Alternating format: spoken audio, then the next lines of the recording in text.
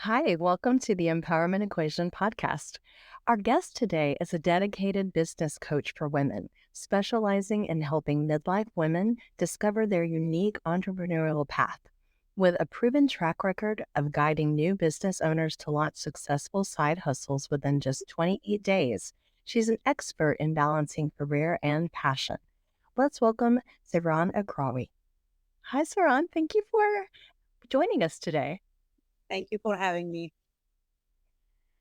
Wow.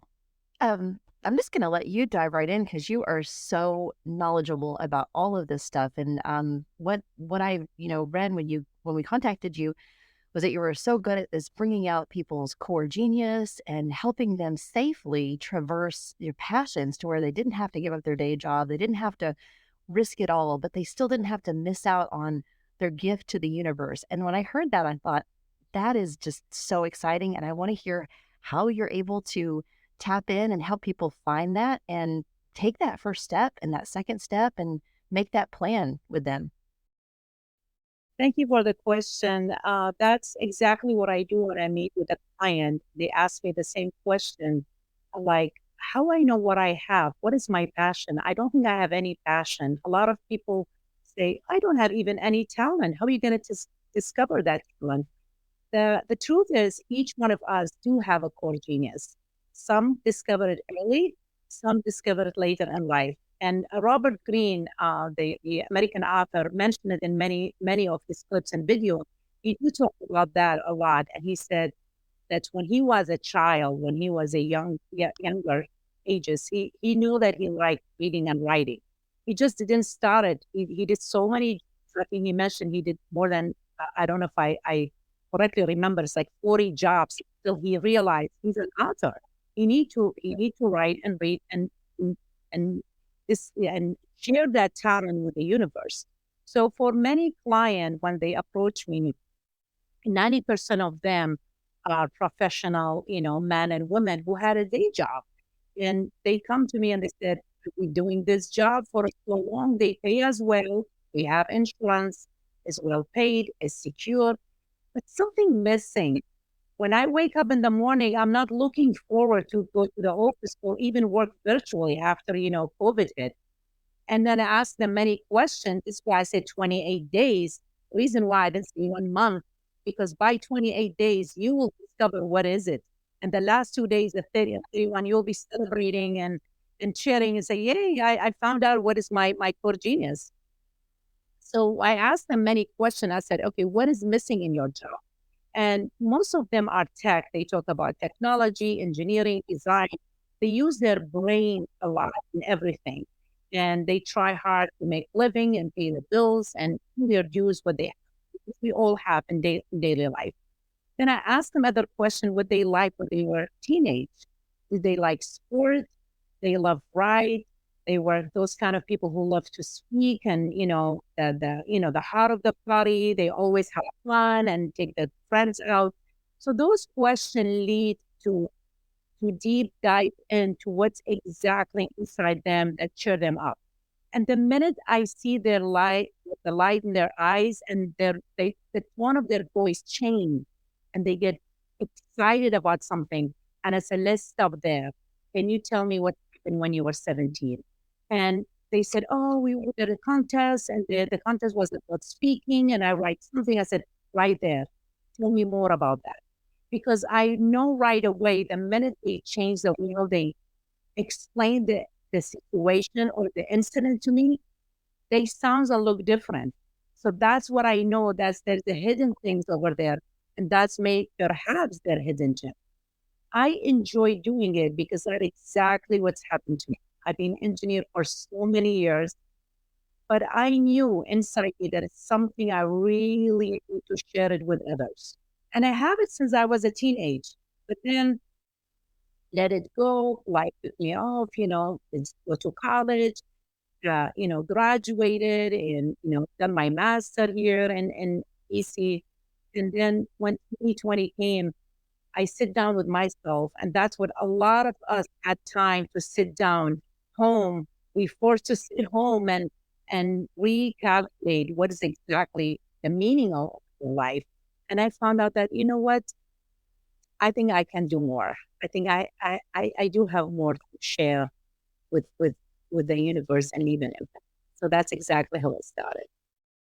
Oh, I'm so glad that you were able to do that and helping others do that. There's a key thing you said about going back to childhood, because that's something actually I incorporated myself. I talked to my own guides, and I remember that even in the Bible, Jesus says you have to have the faith of a child. And I was thinking, childhood, that's when we were innocent. This is where we stopped thinking from our program and we were thinking from our imagination. We were imagining what adulthood was going to be like, what great things we were going to do, where we were going to go explore. And we didn't have anybody telling us, oh, you can't do this or you can't do that, or it's not feasible, or you have to pay the rent. We didn't think about rent and mortgage as kids. We just thought about all our dreams. And then, as we get older, like you said, right before 17, that's the launch before you go into adulthood. And that's when people start asking you, what do you want to take in college? What are you going to do for your career? And then when you start sharing, sometimes when you share those dreams with people, they're like, that's a really hard thing. How are you going to do that? Don't you think you should do something more practical? Or maybe that profession doesn't make a lot of money. Do you want a family with that profession? And then we start revising and we start getting into the programming and we're like, maybe they're right. I should take something more practical that makes more money, that I can climb up the corporate ladder. And then we just put those dreams down and then we tell ourselves, well, that was because we were young. We were just dreaming. So how do you coach them to feel safely to go back to their dreams? Because even though you identify a dream, I'm sure you get some pushback where they're like, oh, I was a kid. I don't do that anymore. With guys, when the client is he don't like to talk about that because he's a tough guy making money, right? Right. The pushback is normal. I mean, as a coach, as a certified coach, not everybody will open up to you for the first time. You have to build that rapport and the trust between you first. Then when you ask them the question, this is why we said coaches are change agent, because we are not judging. If I tell you when you were a child, did you like sports? If you tell me no, I was never into sport, I'm not going to judge you. That doesn't make you a less person than someone who was in sport for a long time. I swim all my life. I was a swimming coach back in Middle East. I swim for so many hours, but when I got married and have kids, I stopped swimming, for a long time because I was raising two kids who were 18 months apart. But that doesn't make me forget that sports, it's very essential to develop a lot of other skill and discipline in a human being. But if I come across another client in the same situation like me, but they are never in sport, I'm not going to judge them. Like you said about children and a child when you are a toddler and a small kids, there is no validation and judgment needed there. They do whatever they want, very genuine, right? Just have joy and love. They hug their mom and dad, they eat and they go to sleep. But when we get older, we seek validation.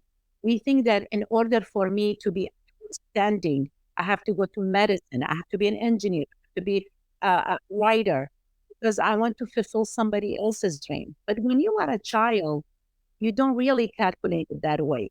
You're just full of life. You have wings and just fly everywhere. And we need to bring those genuine aspects back to our life. This is why, like you said, back to your question, not everybody will tell me about their childhood. What I do, I ask them, what is really interesting? What is the thing that you really like to do? Some women, they tell me they can do gardening. They can be in the backyard for hours and they don't even feel the time. So that's when I picked that point. I said, what is really exciting? What is the one thing that you do so well and you don't feel the time? That is your core genius, because you don't feel like when you write. If you ask Natalie Goldberg, I took her classes in writing. She's wonderful. If you ask her, you said, no, writing for her is breathing. She born to be a writer, right? So she don't feel the time. She don't feel the effort. She's a writer when she born and she become a writer. She's in her 70s. She still write beautiful. So the core genius and the talent is the one act that you do when you don't feel that you are, like you ask any a swimmer or a golf, a professional golf, or you ask Tony Robinson, oh, how you become a public speaker, how you become a Tony Robinson. He will ask you, I don't know. I love to speak and help others. So it's inside you. You just need to get it out and have enough courage to get it out. Hmm. Absolutely. We had a guest on previously who shared that they didn't have a great childhood because we talked about the same topic, and he mentioned that his core genius was helping people from the pain that he suffered during childhood and get through their pain. So sometimes, I'm sure you might interview somebody who said, "I didn't do anything in childhood. I was abused, or I was abandoned." You know, but even from your pain, you can find healing in others. So true. So true. It's the same thing when you find your niche. So when coaches, yeah, I'm a certified coach, but I'm a mentor coach. So I help other coaches to find their niche. So what does that mean? Your niche or niche? It's the same, niche or niche. Basically, if you become a divorce coach, you know how divorce works, the pain behind divorce and, the whole separation of that. If I'm happily married, how can I be a divorce coach? You go through the pain and give you the power. If I don't have a teenage and they give me a hard time, how can I be a teenage coach? You have to go through the experience yourself. You have to go through the steps and the phases in order to teach it to others. So the pain sometimes give you a power. Not actually most of the time, pain will give you a power to others. That's true. That's something that I read you said before too, that no experience is wasted, that nothing, even if it was painful or it didn't pan out, that that's honing you for the future. Yes, that shut me down. When the client said, "Oh, I wasted 10 years with the wrong man. I wasted 10 years with the wrong boss." No, when you restart the new chapter, it's never from scratch. It's from experience. So you don't start from zero. You're not gonna end up with the another bad person or another bad job because you have to learn your lessons, right? We are adults. So don't say, "Oh, I'm starting from scratch." What does scratch mean? No. 10 years? I mean, I felt 10 years within a bad job? No. Same thing with the niche. I had coaches coming to me said, "Oh, you know what? I was executive coach and I found out I should not do." That was all wasting time and energy and money. No, no, no, no, no. You did not waste it. You tried it, but it's not a perfect fit for you. So now you learn from your experience. Now your next niche, your new niche is a better thing. So nothing wasted. There is nothing wasted. No relationship, nothing, no job, no nothing. Everything end up with an experience. And I promise you, from that experience, the next chapter is always better. Yeah, absolutely. I suffered that a bit myself because I had had several careers before I came to do this, and I had coached myself through my own shadow work. So, how do you help clients through their shadow work? Because sometimes that feeling of failure is so rooted in, like you said, disappointing others. And it's just hard to be like, oh, it was just experience. Because especially if you have deep losses like, foreclosures, businesses shutting down, you've got people that are, there's a trail of people that you feel like you've left disappointed. Um, It's happened. Um, I'm not going to say it's normal, but it's happened. The key is you go through the emotion and you kind of like you go through it. You live it, but you don't stay there. You don't park there. I always tell my client, don't park in that spot. And actually, that's one of the talk that a lot of people encourage me to make it a TED talk about no parking. Because I tell them, it's okay when you fail. Let's say if I open a company and I lost the whole entire company, the platform, the employee.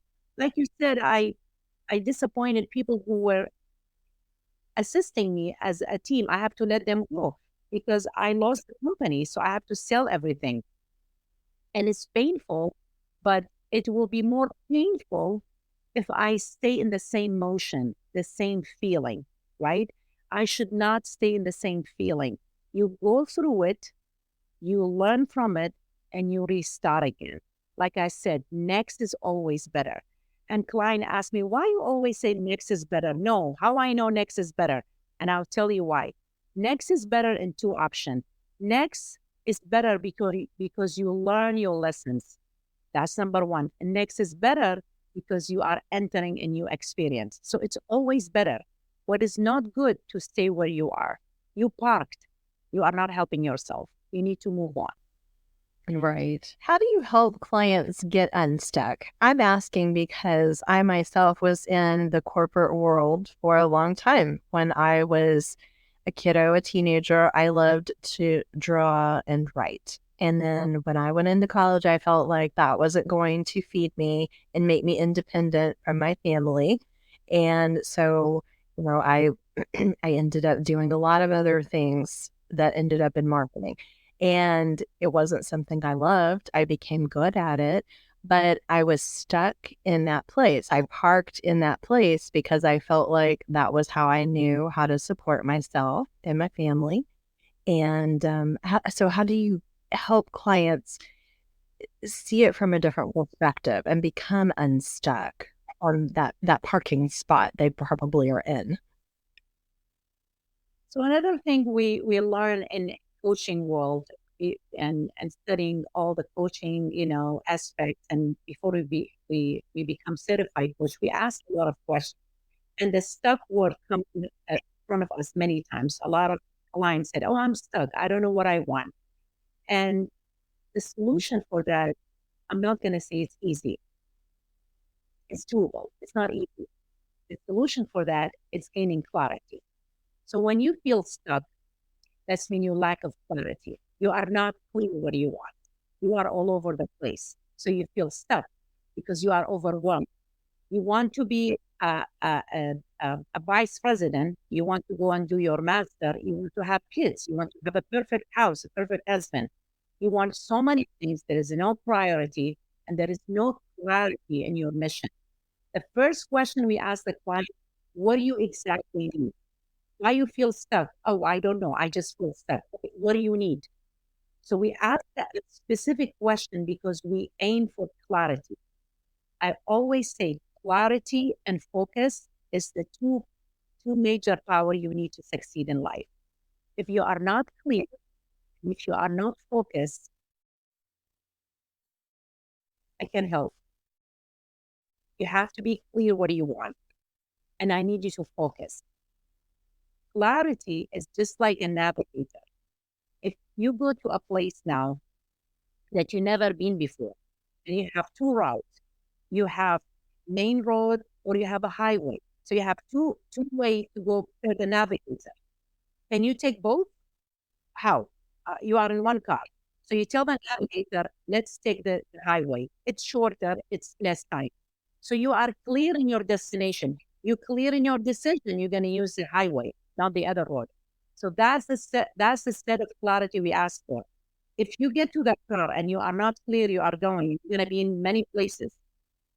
That's the first thing you do. You get to that car and you know where you're going, right? When you go to a restaurant, are you ordering the whole things in the menu? I don't think so. You clear what you want. Well, yesterday you had the burger and you cheat on the bread. Today I'm going to have salad. You're going to have the whole menu? No. You clear what you're going to order. You clear how much you're going to do. You clear who's going to pay the bills, you or the other person. I always end up paying the bills because of my kids. But my kids, they always look at me, oh, who's going to pay, right? So you clear what you have clarity. And when you gain that clarity, going back to your question, okay, I'm still stuck. I'm clear. I know what I want. I want to go back to school. Oh, great. So are you clear? Yes. I don't want to work. I want to take all five years to do my master. Perfect. Now, to get you out even more out of this stuck place, you need to focus. What's focus mean? Basically taking action. This doesn't mean you stare at me here. Just taking action. Clarity and focus. Right.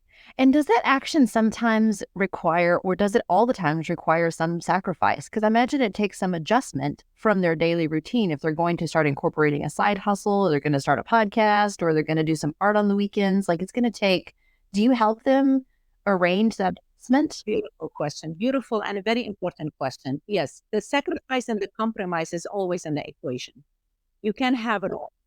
We are not a Wonder Woman. When I wanted to go back and do my master, I had two kids, one after another. They were both on diapers. I couldn't finish the master in 2 years like younger women. I had to do the slow steps because I was taking care of them while their dad was deployed and I was doing my school as well. So the compromise, it's gotta be there. If you want to do something so bad, you have to give away certain things. If you have a day job and you want to start a business, you have to give away being out partying with your friend Friday, Saturday, Sunday. Mm. Which one you want? You want to be a successful businesswoman, or you just want to be on Instagram wearing nice outfit and partying with your friend? Which one you want? Because when you become a businesswoman, you still can do those later. But let's get to the work first. Let's have clarity what you want, focus on the action, then we can party later. Right. And what do you say when it actually takes a financial risk? Because Rowan here just shared recently on a podcast that we're about to publish about a financial decision she made that was very scary because it was a savings, it was a 401k, it was something that she got into to invest in something in the future. So how do you coach a client through that if they're being very obstinate, like I'm not touching my retirement, I'm not touching it at all costs, or whatever the thing is they're having to sell off, or because that's scary, especially when money is parked, because you're looking at it and you're like, that's my security, no matter what. True. Money is a big factor. I mean, you can't just be dreaming, say, I'm going to do this and that. Okay, where is the money coming? Nobody giving you money, right? And like you said, a lot of people are not comfortable to take that money away from their retirement or from their saving because they have kids in college. They have, they're taking care of elderly, mother-in-law, your mom, your dad.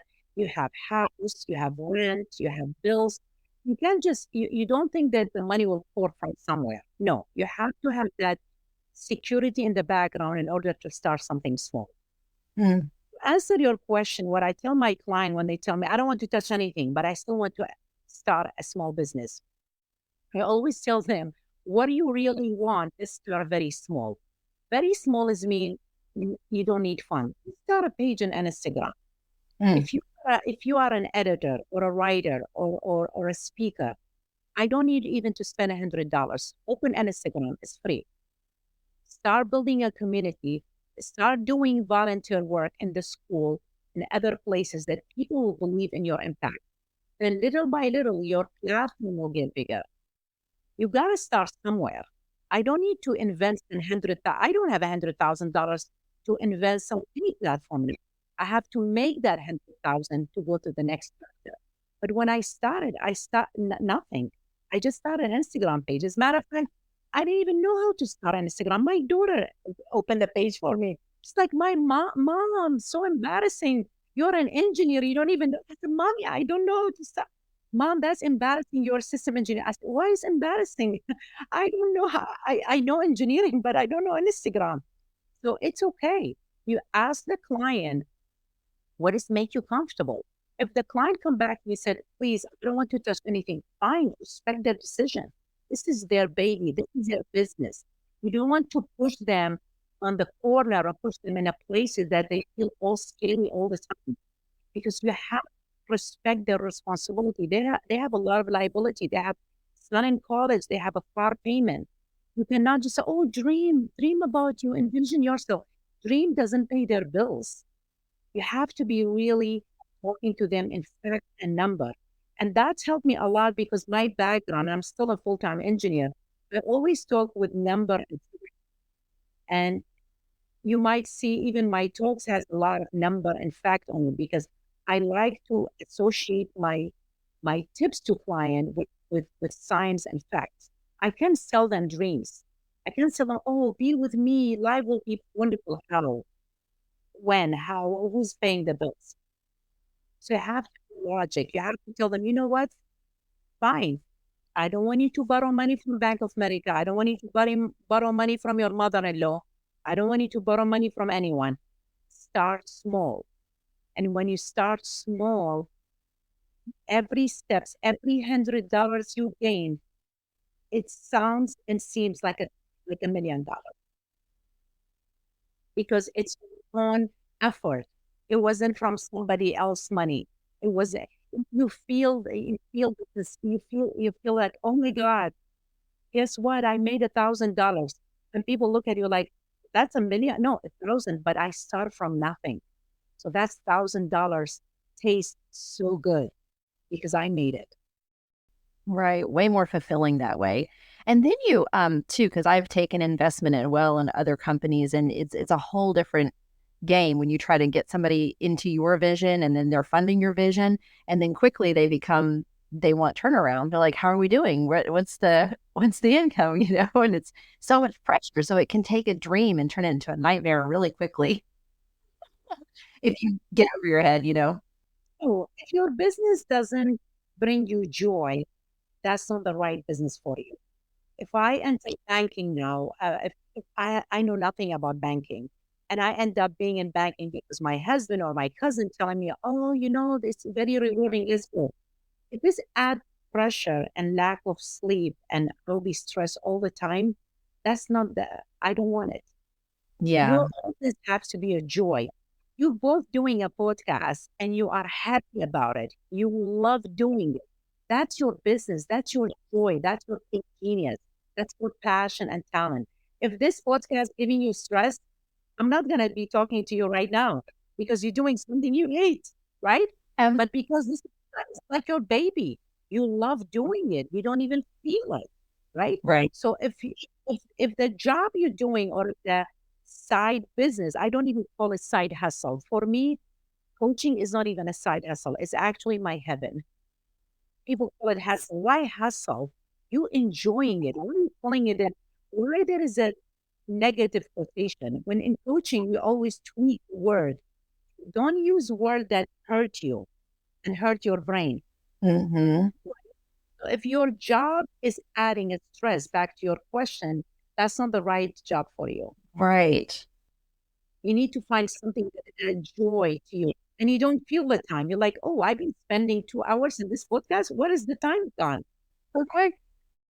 It does feel like side heaven, but it's become kind of main heaven, Yeah. sort of. Yeah. So I'm going to use that side heaven instead of side hustle. I like that. I like that. I love that you say you tweak the words because that's something I've been studying in my metaphysical studies, that words are magic. Like what we speak, we literally speak things into existence. And if I go back and I'm going to reference the Bible because we have a lot of our listeners are spiritual.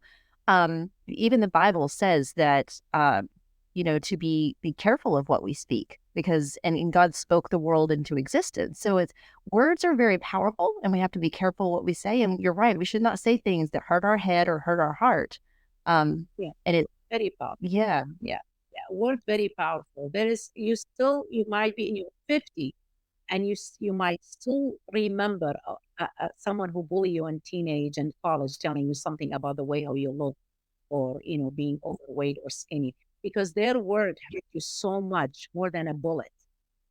Bullet you can fix in the hospital, they can just cure it, put in band-aid and that's it.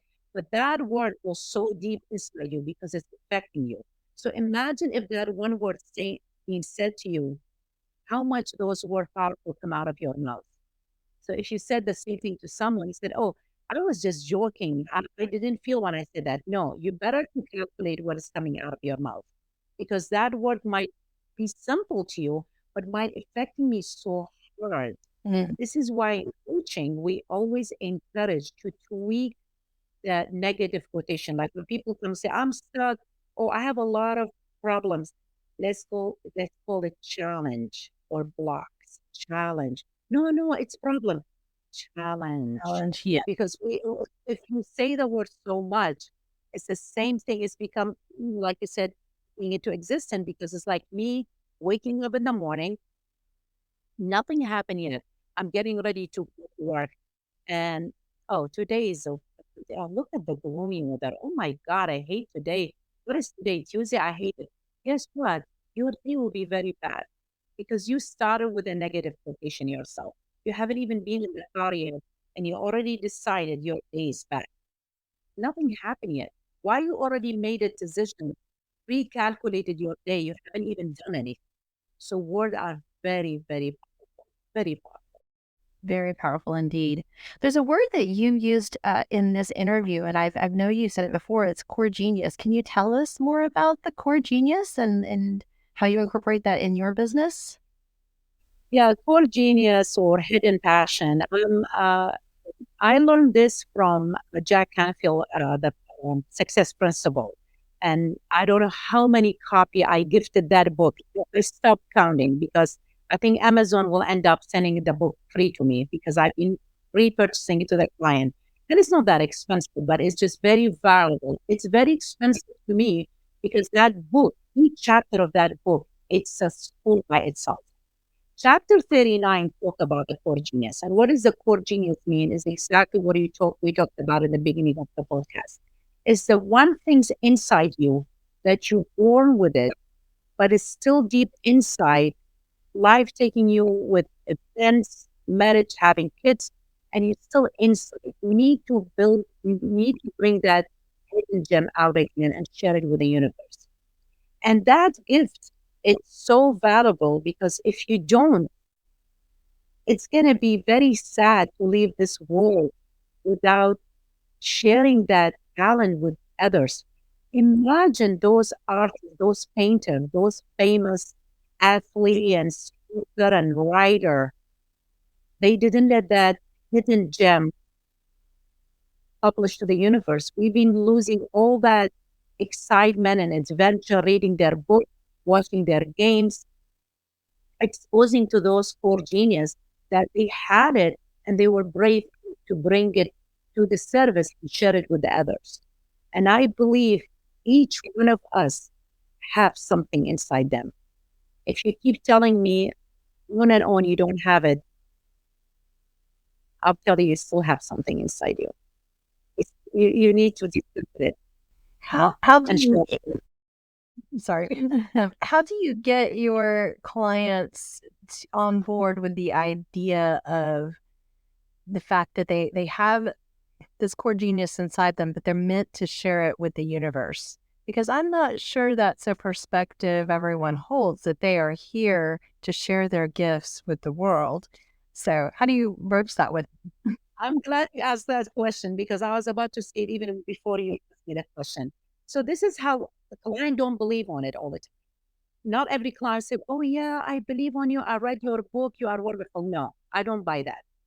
This is how we know they have it, and they didn't discover it yet because they always come to you in the same sentence. They tell you they have everything, but they have no joy in their life. They got the good job, they got a good husband, they have kids, they have a big house, they have everything. There's always something missing. And I said, "Tell me what is missing." "I don't know." Tell me more." "Oh, I have everything. But something on me, I feel like there is something missing." You know what is that something missing? It's the hidden gem. It's the one thing they have and they haven't shared it yet with the world. They have the job which paid them a lot of money. They pay their bills, but they don't feel that sense of impact. They are not fulfilled yet. They are not doing something they really enjoy and they born to do it. This is why they come to you. They said, "I don't believe in this core genius, but I'm just curious why I'm not happy. What are you missing?" "I don't know. I have everything, but I'm still don't have any joy." "Well, let's peel the onions. Let's dig deep and see why you don't have that joy." Guess what? The joy is that they don't feel the sense of impact. They go to work, they come back, they pay their bills, but inside them, they are human of giving. They feel they are not giving anything away for no money. They are not leaving their footprint and their signature somewhere because their hidden gems still sleep inside them. And when they discover it, the joy back to them and said, "Oh my God, I came back to work and I went to that network and I was doing exactly what you said." And you know what? They stop also from whining about their day job because all you hear from them, "Oh, my boss don't like me. Oh, he didn't give me a good performance." They will stop whining about their day job because they are so excited to the weekend to do their side business, side heaven, right? Not a side hustle, side heaven. And they will stop whining. And when I ask him, how comes you've been talking about your boss all that? Oh, no, forget. Oh, it's a payday. It's a paycheck. It's okay. He's okay. I can handle him. You know why? Because she's excited telling me about the speaking gig she has on Sunday. She's excited about the pain exhibit she went to share her pain with somebody else. Not comfortable with her boss becoming something very minor. But before it was major, she thought that the biggest lacks in her life that she don't like her boss or she don't like her job. But now when she find her hidden gem and she start a small business, she's raising that small business like a kid, like a baby. And when she see that small business growing like a baby, she's getting excited. So she's not whining about her day job anymore. Right. Absolutely. I say from a spiritual perspective, that's being the light in the world, that's shining your core genius. And I think that all souls, like you said, every single soul, we're just reflections of each other and we're all interconnected. We're all humanity. And I think we all have that God spark or that core genius, that gem in us. And you're right, when we're not sharing it, we're not fulfilled and we don't have that joy. And that's why it's so important. And other people, when you're sharing it, you're changing other people's lives too. When you're sharing your story, when you're sharing your business, whatever it is, even if you're just making donuts. I mean, it's like if the donuts are your passion, you don't know what it's like for somebody to come by and go to your shop and like that may be the light of their day. And they love your expression and they love your face and it's that interaction. And maybe they don't interact with anybody else the whole day. You don't know. Totally, totally. We are connected, like you said. And going back to spirituality, I mean, have a big belief on that. When you go and see your primary doctor, she's a primary doctor. If you are a primary doctor, you're going to have the same language. But because you have a different profession, your primary doctors talk to you is different than this topic that you talk with your primary doctor. If the whole women are a primary doctor or a OBGYN or a dentist, then what is the other profession doing? We need each other's. So I'm in this life to do a portion of it. You are in this life to do the other portion. And when you bring all the portion together, the puzzle complete. But if we are all a writer, we are all teacher, we need different approach to complete the puzzles. So this is how we know we are connected. We are connected and we all in this life, there is one purpose for our existence to help each others, nothing else. That's the only reason we are in this life, to help each others. And when you help someone, that help will come back to you triple. You just don't moment. You help yourself. Yes. Fantastic. Anything else you want to say, Ron? Well, I know you mentioned something about when you talk with businesswomen and you leave behind a reminder about the hidden gems. Can you tell us about that? Yeah, so I didn't share one thing. Actually, I had a different niche. I had a company, website, logo, everything. And my old company and niche and expertise was international. So it was nothing to do with business coach. Then I shut down that company last year on September, last year, 2023. And I started finding my new niche, which is was business coach. Then I thought about business card. I attend a lot of network for women, government contract, engineering, and I saw all kind of business card. I mean, all beautiful, expensive. There was, especially now with AI, people become, very, creative to create ideas that stick in your head. Then one day I was ordering something for my daughter. I don't know what it was. I think it was hair supply or something, Amazon. And when you go to Amazon, you look at other things, and I come across this crystal blue. It's $7. It was like 7.50 maybe. Yeah, $7. Not expensive. And I look at it. I was like, oh my god, this is exactly what I have in my Instagram page. It's like a gem. It's a blue gem. That should be my business card. So it's like a $7, and I purchased it from Amazon.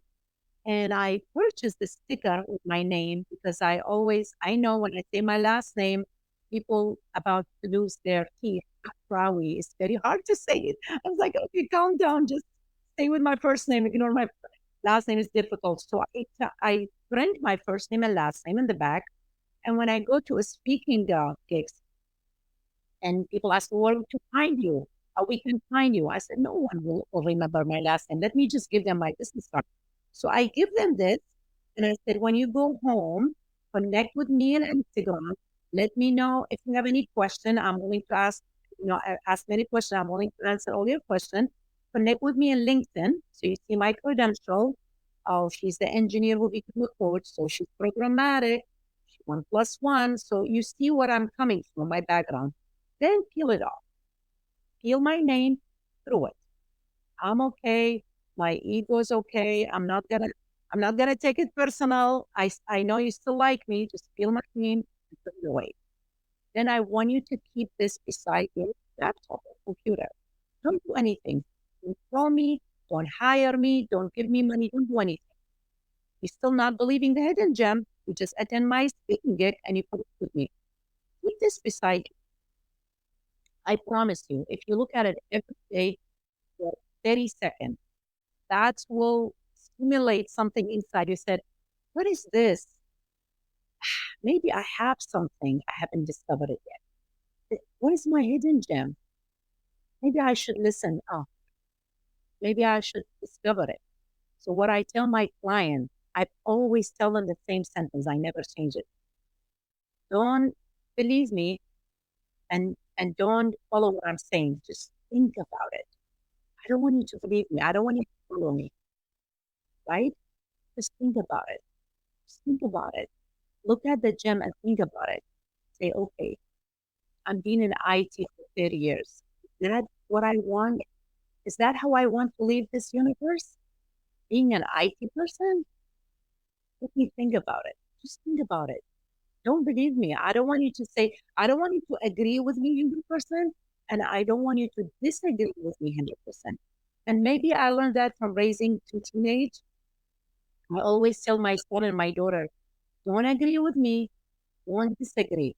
Go to your room and think about it. I don't want an agreement. I'm not here to force you to follow me. No, just think about it. If you think about this for few minutes every day, you're going to discover that you have this. You just haven't discovered it yet. That is beautiful. That was genius for you to come up with that, because I think sometimes we do need physical reminders, and you'll start to hear that whisper, that inner voice, that calling, like you said, that will come up. And I think that spirit, your soul whispering, like, yes, we want to do this. We want to take the leap. Yes, and human nature, when you have a paper, you get to toss this paper and card because you don't want to hoard all those people around you. I ask everyone who I give them this. They said, we feel it's so difficult because we touch it and sparkly, we can't throw it. Yeah. Because it's a decoration. It's a 2-inch. It's small. It's look big here, but it's only 2-inch. See, I only speak numbers. I think I'm an engineer, right? It's only 2-inch. And it's you will never throw it because you use it like a decoration as a reminder. And it's like solid, you touch it. And like neuroscience always telling us, when you write your goals with your handwriting and you put your finger under those lines, it sticks to your head. Why? Because you're touching it. It's different when you say it. So if I say I want to lose 10 pounds, it's much different when I write it down. And I keep putting my finger, I need to lose 10 pounds, I need to lose 10, because the touching will send something to my brain. Said, I wrote it down that I need to lose 10 pounds. Same thing with this. Because you're touching it, it's different sensation. Absolutely. The connection between the physical and the mental, it's just, making that connection. That's fantastic. Yes. Thank you for sharing that. Yeah. Well, this has been a very interesting conversation. Thank you so much. You also wrote a book, which we will link. You were a co-author of a book that actually tells your whole backstory. Is that correct? Yes. Yeah. My story. I didn't know be a co-author in that book. I was among the group of women and engaging speaker. It's not even in DC, it's in different state. And they were empowered about my story, how I came to United States. And I told them, 1996, 1997, when I started in the family in the United States, I didn't have anything, no money. I just, my journey, how I start from like zero. I didn't say even under zero. I didn't have anything. And they said, why you just don't come and be in that book too and just write one chapter? So I wrote that chapter and I enjoyed the experience, and more to come. I have more in my mind to write about. Yeah. Oh, that's excellent. Yeah. We're looking forward to that. Well, we'll put the links to that book, and then you gave us your links for other ways to get in contact with you, because I think a lot of our viewers are going to want to reach out and learn more about what's going on with you and how you can help them find that core gem. Yes, yes. And I get different requests of people who see my LinkedIn. They see it's all tech and engineering, because I help in that arena as well, because they want to build a LinkedIn page. They want to make it, excel it and scale it up and adding more into it. I help them in that because I keep my day job and my LinkedIn, because I want to keep it professional day job, which pays bills. In my side heaven, which is an Instagram, I keep that at a side because the people who approach me might not be a tech. Some of them are early retired. Some of them stay home mom. And I have guys too. So don't think just only women. Guys also need help, right? Right. We all. Absolutely. So is Instagram the best way for our viewers to get in touch with you? For the business, yes. And the same thing like for LinkedIn, I still can help them to build up their LinkedIn reach. So because my background is technology and engineering, I always look at the facts, the numbers, how you're doing in certain areas. So they can reach me in both platforms, no problem. Fantastic. I love that your numbers focused too, because I was a person who didn't really enjoy math growing up. And now that I've been doing more spiritual work, I realized that everything is coded. There's numbers in every flower and there's patterns. It's just fascinating. So Yes. I wasn't, someone approached me, was one of the speaker. He approached me and he said, I looked at your bio, very interesting, an engineer become a coach. I said, yeah, I know some people, there's like, what's happened to her brain? Is she lost her brain or something? I mean, she made good money. She didn't do. He said, no, actually, that's make you unique. And he said something very profound. He said, I feel like your IQ end up meeting in your EQ. Your IQ with your EQ, your emotional intelligence with your IQ. It's like arranged marriage. It's like arranged yes. marriage. That's now, right? Yeah. So I have to use of them in order to leave an impact like client. Yeah. Right. And we in the spiritual world would say that that's fully alchemized. Now you're fully alchemized. You're both online, the logic and the sentiment to it is married. That's Yes. beautiful. Fantastic. And you help other people do that as well. Because I mean, that's when I think when we are aligned, like you said, that's when we're living our true purpose and find that inner joy. It's amazing. Thanks so much for coming on and speaking with us today. Yes, it's been wonderful. Thank you. My pleasure. I enjoy talking with both of you. A very nice conversation. Thank you very much. Absolutely. Thanks, Sanjay. Bye-bye. Thank you. Bye.